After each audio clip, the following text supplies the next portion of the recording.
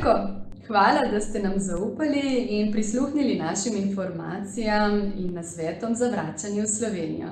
Res upam, da vam bodo prišli prav in da bo selitev in nadaljevanje kariere v Sloveniji za vas prijetna izkušnja.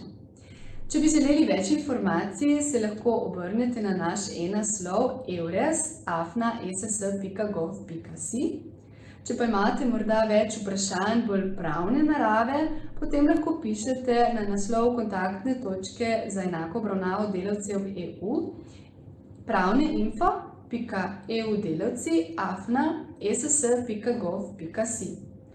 Poleg Euresa pa vam lahko veliko dobrih informacij nudi tudi mreža Tvoja Evropa, kjer lahko izveste več glede pravic državljanov EU pri bivanju, delu in potovanju med državami članicami.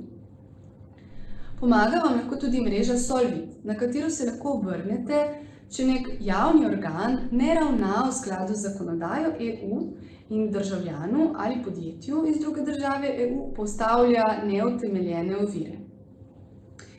Za konec, še enkrat res hvala iz moje strani, prisluhnimo pa še na svetu svetovalke Mateje Grajzar.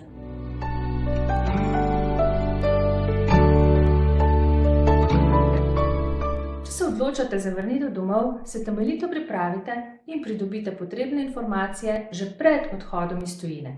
Na ta način se lahko izognete zapletom ali podaljšanju postopkov ob prihodu v Slovenijo.